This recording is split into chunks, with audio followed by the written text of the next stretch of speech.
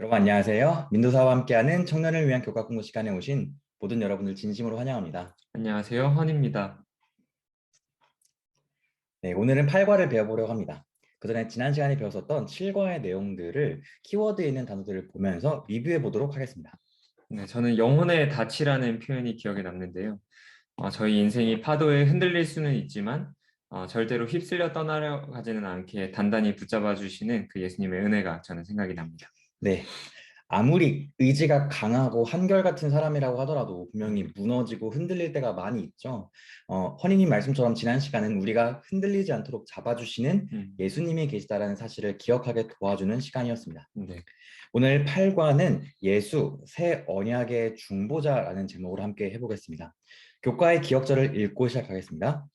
그러나 이제 그는 더 아름다운 직분을 얻으셨으니 그는 더 좋은 약속으로 세우신 더 좋은 언약의 중보자시라. 네, 더 좋은 언약, 예수님은 새 언약의 중보자이십니다. 오늘 교과에서는 새 언약에서의 예수님의 역할을 배워보도록 할 것입니다. 예수님의 존재와 사역이 언약에 있어서 얼마나 중요한지 함께 보도록 하겠습니다. 깨닫기는 예수님의 죽음을 통해 계시된 새 언약이 우리를 위해 무엇을 이루어 주었는지를 깨닫는다입니다. 이를 소지는 새 언약의 필요성. 제목처럼 새 언약이 왜 필요했는지를 살펴봐야 하겠죠. 네. 이번 교과를 이해하기 위해서 가장 중요한 시작 질문이기도 합니다. 옛 언약이 도대체 어떤 한계를 가지고 있었을지, 그리고 새 언약이 궁극적으로 필요하게 된 이유는 무엇인지에 대해서 히브리서 7장 11절부터 19절에 있는 말씀을 읽고 나눠보도록 하겠습니다. 네. 레위 계통의 제사 직분으로 말미암아 온전함을 얻을 수 있었으면 백성이 그 아래에서 율법을 받았으니 어찌하여 아론의 반차를 따르지 않고 멜기세덱의 반차를 따르는 다른 한 제사장을 세울 필요가 있느냐? 제사 직분이 바뀌어졌은즉 율법도 반드시 바꾸어지리니 이것은 한 사람도 제단 일을 받들지 않는 다른 지파에 속한 자를 가리켜 말한 것이라. 우리 주께서는 유다로부터 나신 것이 분명하도다. 이 지파에는 모세가 제사장들에 관하여 말한 것이 하나도 없고 멜기세덱과 같은 별다른 한 제사장이 일어난 것을 보니 더욱 분명하도다. 그는 육신에 속한 한 계명의 법을 따르지 아니하고 오직 불멸의 생명의 능력을 따라 되었으니 증언하기를 내가 영원히 멜기세덱의 반차를 따르는 제사장이라 하였도다. 전에 있던 계명은 연약하고 무익함으로 패하고 율법은 아무것도 온전하게 못할지라. 이에 더 좋은 소망이 생기니 이것으로 우리가 하나님께 가까이 가느니라. 사실 이 레위 지파의 제사장 제도를 통해서 하나님의 구원의 계획을 저희가 희미하게나마 또 이스라엘 백성들이 그것에 대해 희미하게나마 알 수는 있었지만 이 한계가 있는 인간 제도로는 예수님의 구원 또 하나님의 구원을 완전히 알기는 어려웠습니다. 그래서 제사나 절기 또 어떤 혈통은 참 구원의 그림자일 뿐이라고 이곳에서 표현을 하고 있습니다. 따라서 인간 혈통에 국한되지 않는 그래서 레위 지파 이전에 어떤 멜기세덱의 반차를 따르는 제사장이신 예수님이 나타남으로써 저에게 새 언약이 시작되는 것입니다. 하나님의 구원의 계획을 온전히 알려주는 이 새 언약을 하나님께서 주신 것이죠. 네, 그러면은 그럼 옛 언약에 대해서 생각해 보면서 새 언약을 이렇게 주셨는데 그러면은 옛 언약은 과연 왜 주셨을까요? 무슨 의미로 이렇게 있었을까? 이러한 한계를 가지고 있다는 옛 언약에 대해서 배웠는데 그 한계를 가지고 있는 옛 언약을 왜 주셨던 걸까요? 사실 옛 언약은 다가올 예수님의 사역을 가리키는 것이었기 때문에 그 자체로도 큰 의미가 있는데요. 분명히 저희가 앞으로도 나누겠지만 한계가 존재했던 것은 사실이지만 이 옛 언약 자체로도 하나님의 백성들을 어떤 우상 숭배로부터 보호하고 또 예수님의 사역에 백성들의 시선을 집중시킬 수 있었기 때문에 의미가 있었습니다. 사실 그림자를 보더라도 그림자를 보면 그 원래 형태가 무엇인지 알고 싶어 하듯이 이 그림자인 제도를 통해서 그 원형이신 예수님을 더 소망할 수 있었습니다. 네, 말씀을 들으니까 로마서 3장 20절의 말씀이 생각납니다. 율법으로는 죄를 깨달음이다라고 얘기하고 있습니다. 율법은 내가 가지고 있는 죄를 알게 해주는 것이죠. 그렇지만 그 율법이 그 나의 죄를 해결해 줄 수는 없습니다. 그러니까 개인적으로 피부가 작년부터 되게 안 좋아졌어요. 그래서 거울을 볼 때마다 되게 속상하고 언제 나아질까 고민이 되게 많습니다. 근데 제가 아무리 거울을 많이 본다고 해도 그 여드름은 해결되지가 않죠. 다른 치료법이 필요한 거잖아요. 마찬가지로 우리의 그 죄가 해결되기 위해서는 그 죄를 깨닫게 하는 율법만으로는 부족합니다. 온전한 속죄와 구원을 이루신 우리의 새 언약의 중보자이신 예수님이 필요하다라는 것이 오늘 교과의 핵심일 것입니다. 그래서 새 언약이라는 것은요, 그러한 근본적인 문제들을 해결할 수 없는 옛 언약과는 분명히 다른 것입니다. 음, 이제 조금 더 자세히 새 언약이 무엇인지 그리고 어떤 특징들을 가지고 있는지 월요일 소지를 시작으로 알아보도록 하겠습니다. 월요일 소지는 새 언약의 특징. 히브리서와 예레미야 있는 밑에 말씀들을 읽어보도록 하겠습니다. 네. 또 주께서 이르시되 그날 후에 내가 이스라엘 집과 맺을 언약은 이것이니 내 법을 그들의 생각에 두고 그들의 마음에 이것을 기록하리라. 나는 그들에게 하나님이 되고 그들은 내게 백성이 되리라. 또 각각 자기 나라 사람과 각각 자기 형제를 가르쳐 이르기를 주를 알라 하지 아니할 것은 그들이 작은 자로부터 큰 자까지 다 나를 알미라. 내가 그들의 불의를 긍휼히 여기고 그들의 죄를 다시 기억하지 아니하리라 하셨느니라.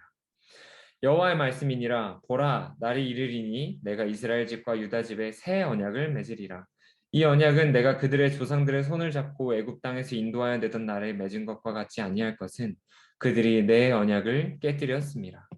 그러나 그날 후에 내가 이스라엘 집과 맺을 언약은 이러하니 곧 내가 나의 법을 그들의 속에 두며 그들의 마음에 기록하여 나는 그들의 하나님이 되고 그들은 내 백성이 될 것이라.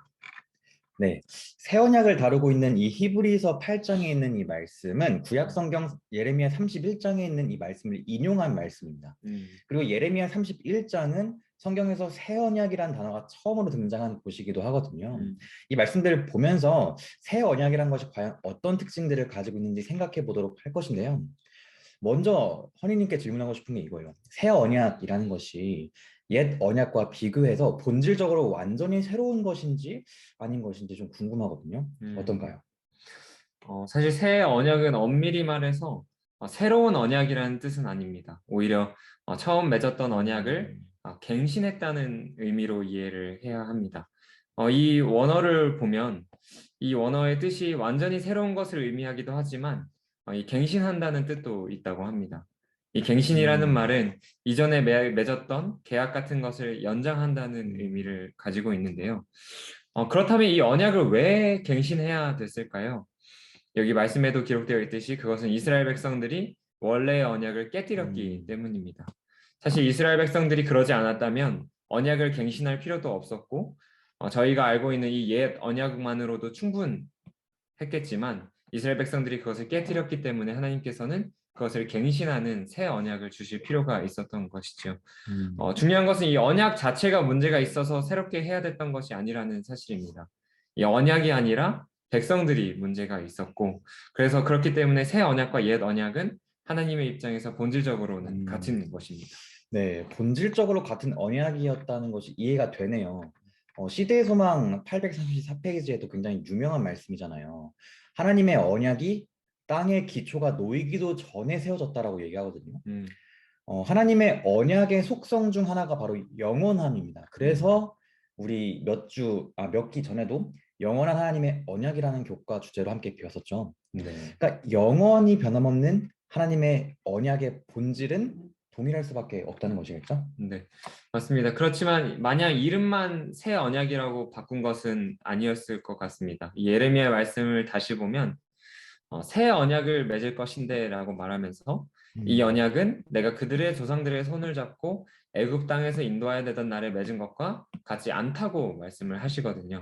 음, 분명히 옛 언약과 새 언약은 본질적으로 같은 언약이지만 여기에는 좀 다른 것도 있다는 의미로 들리는데 이 부분도 좀 같이 생각해 봐야 되지 않을까 싶네요. 네, 되게 중요한 부분인 것 같아요. 왜냐하면 본질적으로는 같아요. 옛 언약과 새 언약이 같은데 그 두 개를 뭔가 분명히 구분하게 하는 것이 있다라는 것이겠죠. 음, 히브리서 7장 22절 말씀은 이렇게 하고 있습니다.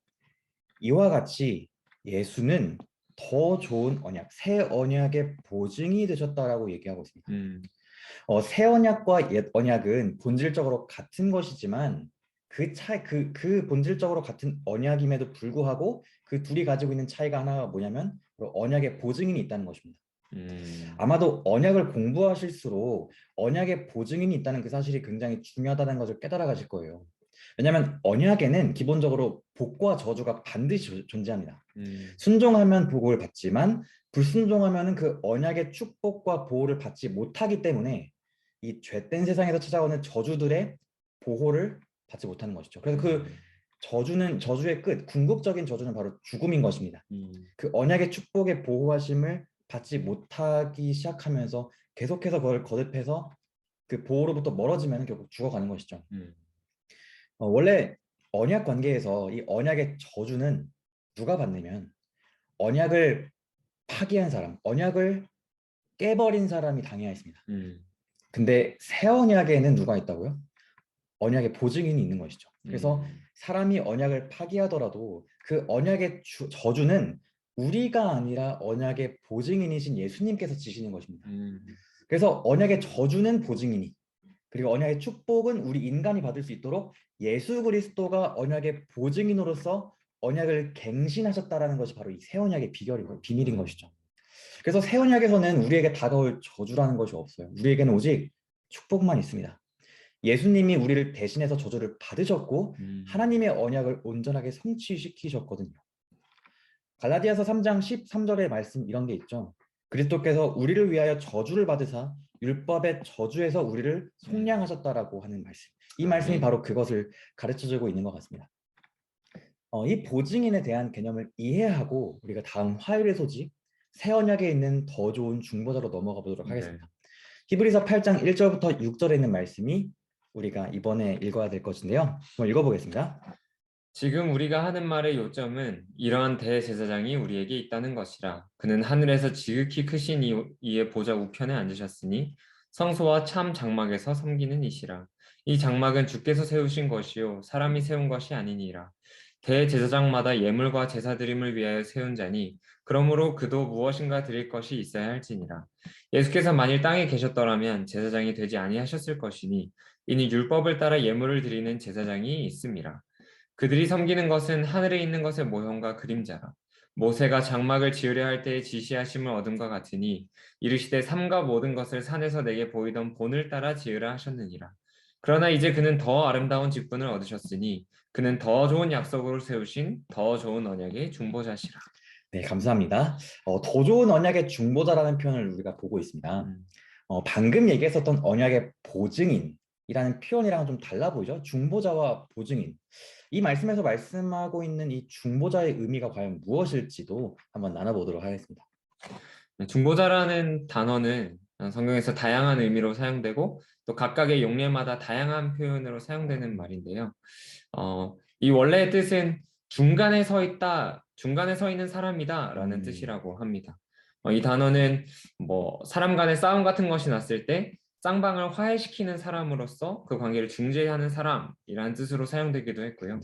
또 사업과 같은 이유로 협상을 해야 될 때 두 쪽의 중간에서 일하는 어떤 중개인 같은 역할 아니면 그렇죠. 보험사 또는 부동산에 있는 중개인 같은 의미로도 쓰이기도 했고 또 법적인 상황에서는 자신이 알고 있는 사실을 증명하는 또 증인으로서 사용되기도 했습니다. 그런데 재미있는 것은 이 단어의 또 뜻이 또 하나가 있는데요. 아까 언약의 보증인에 대해서 말하는 것을 듣고 좀 신기했던 것 같아요. 바로 마지막 이 의미가 협상의 실행을 보증하는 보증인이라고 합니다. 이 보증인은 계약을 맺은 사람이 그것을 지키지 못하게 되었을 때 찾아오는 모든 법적인 의무를 책임지는 사람인데요. 이 히브리서에 등장하는 중보자라는 단어에 보증인이라는 뜻이 같이 있다는 사실입니다. 그래서 예수님은 저희들의 어떤 보증인으로서 깨어져 버린 언약의 저주와 의무를 대신 짊어지시는 그런 의미를 저희가 이곳에서 발견할 수 있습니다.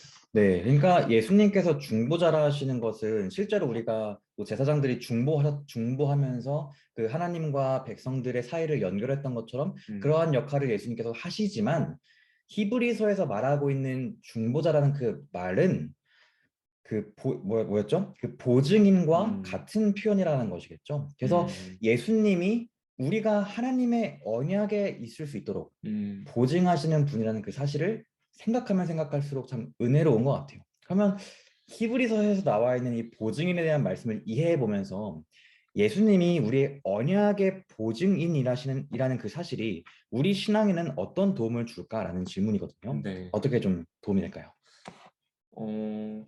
사실 신앙에 참 많은 힘이 생길 것 같아요. 왜냐하면 언약을 하나님과 맺었지만 그것을 지키지 못할 이 연약한 음, 인간임을 하나님께서는 미리 아시고 예수님께서 저희의 보증인이 되신다는 사실, 음, 그리고 저희가 언약을 파기해버렸지만 그 책임을 모두 지겠다고 약속하시는 그 예수님이 저희가 믿는 기독교의 예수님인 것에 대해서 저희가 믿는 신앙에 대해 참 많은 힘이 생길 것 같습니다. 네, 감사합니다.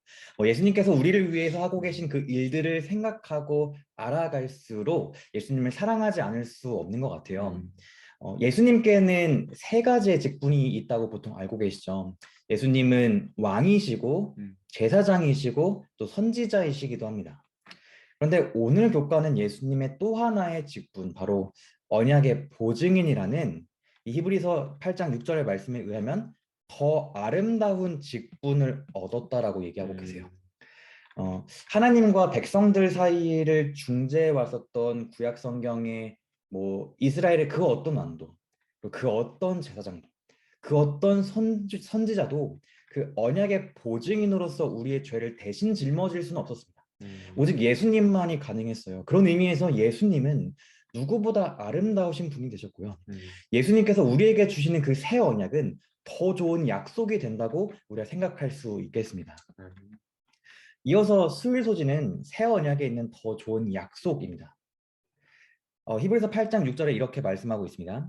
그는 더 아름다운 직분을 얻으셨으니 그는 더 좋은 약속으로 세우신 더 좋은 언약의 중보자시다. 음, 그럼 이제 더 아름다운 직분이 무엇인지도 더 좋은 언약의 중보자, 그 보증인이 무엇인지도 배웠으니까 더 좋은 약속이 무엇인지 배워보도록 하겠습니다. 음, 아마 이 내용은 목요일 소지와 함께 연결되기 때문에 함께 보도록 하겠습니다. 네, 언약에 대해서 한번 다시 얘기해 볼게요.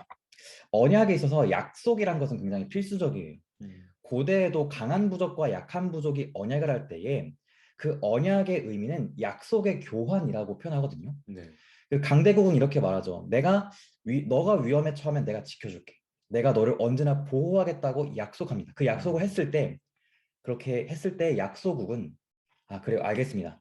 난 당신을 신뢰하고 당신하고만 언약의 관계를 맺겠습니다. 음, 그 언약의 의무를 지키고 순종하겠습니다라고 이렇게 음, 약속을 서로 교환하는 것이죠.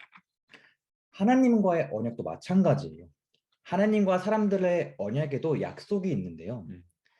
출애굽기로 살짝 좀 거슬러 가보면은 하나님이 이스라엘 백성들에게 어떤 약속을 하셨죠? 어디로 이끌겠다 하셨죠? 그들을 약속의 땅인 가나안으로 인도하시겠다라는 약속을 하셨습니다. 그렇다면 하나님이 약속해 주셨으니까 이스라엘 백성들도 약속해야겠죠? 네. 그럼 그 밑에 질문이네요. 이스라엘 백성들이 하나님에게 했었던 언약의 약속이 무엇이었는지 말씀 읽어보도록 하겠습니다. 모세가 와서 여호와의 모든 말씀과 그의 모든 율례를 백성에게 전하매 그들이 한 소리로 응답하여 이르되 여호와께서 말씀하신 모든 것을 우리가 준행하리이다. 언약서를 가져다가 백성에게 낭독하여 듣게 하니 그들이 이르되 여호와의 모든 말씀을 우리가 준행하리이다. 모세가 그 피를 가지고 백성에게 뿌리며 이르되 이는 여호와께서 이 모든 말씀에 대하여 너희와 세우신 언약의 피니라. 네, 어떻게 했나요? 네, 이스라엘 백성들은 하나님의 모든 언약의 말씀에 순종하겠다는 그런 약속을 했습니다. 네, 정말 엄청난 각오와 결심을 보여주는 것 같아요. 우리가 음, 지키겠다라고 이렇게 얘기했었죠. 근데 결과는 어땠죠? 어, 엘렌 화이트의 표현처럼 인간의 결심은 참 썩은 동아줄 같아서 이 하나님의 뜻을 순종하지 못하게 그렇게 되었습니다. 네. 인류의 죄된 본성이 사람으로 하여금 순종하지 음, 못하게 했다라는 말씀이네요. 아까 말씀드렸던 것처럼 언약은 음, 약속의 교환인데, 그래서 반드시 양쪽 다 약속을 지켜야 했어요. 근데 사람이 그 언약의 약속을 지키지 못할 상황이 되어버렸던 것이죠. 네. 불순종으로 인해서. 이러한 인간의 무능력을 아시는 예수님은 과연 가만히 있으실 분이실까요? 그러신 분이 아니시죠? 그래서 히브리서 10장 5절부터의 말씀은 이렇게 얘기하고 있습니다. 말씀 읽겠습니다. 주께서 세상에 임하실 때에 이르시되 하나님이 오직 나를 위하여 한 몸을 예비하셨도다. 번제와 속죄제는 기뻐하지 아니하시나니 이에 내가 말하기를 하나님이여 보시옵소서 두루마리 책에 나를 가리켜 기록된 것과 같이 하나님의 뜻을 행하러 왔나이다 하셨느니라. 그 후에 말씀하시기를 보시옵소서 내가 하나님의 뜻을 행하러 왔나이다 하셨으니 그 첫째 것을 패하심은 둘째 것을 세우려 하심이라. 이 음, 뜻을 따라 예수 그리스도의 몸을 단번에 들이심으로 말미암아 우리가 거룩함을 얻었노라. 네, 이 말씀은 예수님께서 우리를 위해서 무엇을 해주신다라고 하고 계신 걸까요? 저희가 행하지 못한 하나님의 뜻을 예수님께서 음, 대신 행하러 오셨다는 것입니다. 우리가 하나님의 뜻에 순종했다는 그 약속을 저희는 지키지 못했지만 예수님께서 대신 순종하셨다는 것입니다. 그리고 그동안 이어져 왔던 동물 제사로서가 아니라 자신의 몸을 단번에 들이심으로 우리가 거룩함을 얻게 해주셨습니다. 음, 그래서 예수님께서 저희를 대신해서 그 율법에 순종을 하셨고, 그래서 예수님의 온전하신 삶이 새 언약의 요구를 충족시켰습니다. 그래서 예수님의 순종을 통해서 우리는 하나님의 언약적 약속이 성취될 것을 확신할 수 있고, 우리가 예수님 안에만 있는다면 그 예수님을 통해 그 약속을 누릴 수도 있게 되었습니다. 네, 그리스도께서 언약의 요구들을 충족시키겠다라는 약속을 하신 것이죠. 음, 그래서 우리가 그리스도 안에 있는다면 우리는 예수님과 함께 그 약속을 누리게 될 것이다라는 음, 것이고 너무 아름다운 말씀인 것 같아요. 그런데 또 우리가 오해하면 안 되는 게 예수님이 우리 대신에 우리의 몫을 대신해서 순종했으니까 그럼 우리는 앞으로 순종할 필요가 없겠다라고 생각하면 절대 안 되는 거죠. 음, 오히려 예수님은 우리가 생각하는 거랑 완전 다른 약속을, 완전 새로운 약속을 해주세요. 오히려 우리가 순종할 수 있는 힘을 주시겠다라고 말씀하시고 약속하시거든요. 음. 밑에는 두 말씀을 읽겠습니다. 그러나 그날 후에 내가 이스라엘 집과 맺을 언약은 이러하니 곧 내가 나의 법을 그들의 속에 두며 그들의 마음에 기록하여 나는 그들의 하나님이 되고 그들은 내 백성이 될 것이라 여호와의 말씀이니라. 새 영을 너희 속에 두고 새 마음을 너희에게 주되 너희 육신에서 굳은 마음을 제거하고 부드러운 마음을 줄 것이며 또 내 영을 너희 속에 두어 너희로 내 율례를 행하게 하리니 너희가 내 규례를 지켜 행할지라. 네. 이 말씀들은 새 언약이 우리에게 줄 수 있는 삶의 변화를 알려주고 있습니다. 질문 보겠습니다. 새 언약은 우리의 어떤 문제를 해결해 줄까요? 말씀에 기록되어 있는 대로 저희가 가지고 있는 마음의 문제, 결국 이스라엘 백성들의 궁극적인 문제였던 이 죄된 마음의 문제가 해결될 수 있도록 하나님께서 함께 하시겠다고 여기서 약속을 해주셨습니다. 네. 하나님은 우리가 순종하기를 원하고 계신 것이죠. 우리의 힘이 아니라 하나님의 약속하신 그 성령 하나님을 우리 마음 가운데 모실 때에 가능하게 될 것이다라고 약속하였습니다. 저는요, 제 마음 가운데에 얼마나 음, 완고한 죄의 모습과 또 죄를 깨닫지도 못하는 죄가 죄인지도 몰랐던 무뎌진 제 마음을 보고 되게 놀랄 때가 많이 있는 것 같아요. 음, 근데 너무 좌절하지 않아야 될 이유도 있는 것이죠. 왜냐하면 예수님은 이런 저를 위해서도 십자가에 돌아가셨고 음. 그뿐만이 아니라 저의 이 죄된 마음을 변화시켜 주겠다라고도 약속하셨습니다. 이것이 오늘 우리가 배운 새 언약의 보증인 예수 그리스도의 약속입니다. 밑에 결론 읽고 마치겠습니다.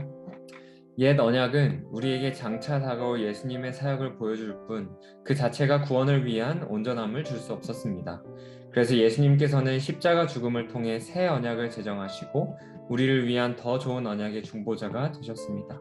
이제 우리는 새 언약의 백성으로서 마음의 변화를 통해 사랑이 동기가 된 순종의 삶을 살아야 합니다. 네, 이렇게 팔과 예수, 새 언약의 중보자를 마치게 되었습니다. 허니님은 이번 과를 마치면서 어떻게 정리하고 싶으신가요? 네. 이 하나님의 사랑이 참 얼마나 큰지 이 언약을 지키지 못했을 때 그때는 새로운 언약으로 갱신해 주시고 또 언약을 지키지 못했을 때 보증인을 보내주셔서 또 희망을 주시고 이런 하나님의 사랑이 있다는 사실에 감사했고요. 그 하나님의 사랑을 잊지 말아야겠다는 생각을 또 하게 되었습니다. 네, 감사합니다. 예수님을 알아갈수록 내가 할 수 있는 것은 전혀 없구나라는 것을 더더욱 많이 느껴가는 것 같아요. 음, 우리가 이 언약의 관계 아래에서 저희는 오직 우리의 보증인이신 예수님께 의지하는 것 외에는 희망이 없습니다. 음, 그렇지만 반대로 우리가 예수님께 의지한다면 하나님이 약속하신 모든 축복과 약속들을 경험할 수 있을 것이다라고 기대해 보고 싶습니다. 아멘. 기도하겠습니다. 사랑의 아버지, 저희는 그 언약에 충족되지 못하고 언약을 지킬 수 없는 사람들이었지만 예수님께서 자발적으로 그 새 언약의 중보자가 되시고 보증이 되심으로써 우리가 그 언약 안에 머물고 그 언약의 축복 가운데에 축복을 경험하고 또 하나님께서 주신 그 약속대로 그 말씀에 순종할 수 있는 힘을 주심에 감사합니다. 아버지가 우리 삶에 더욱더 필요하오니 아버지 매일 아침 매일 매 순간 저희가 아버지를 그 약속을 붙잡고 당신의 임재를 위해 기도할 수 있는 저희 되게 도와주세요. 예수님의 이름으로 기도합니다. 아멘.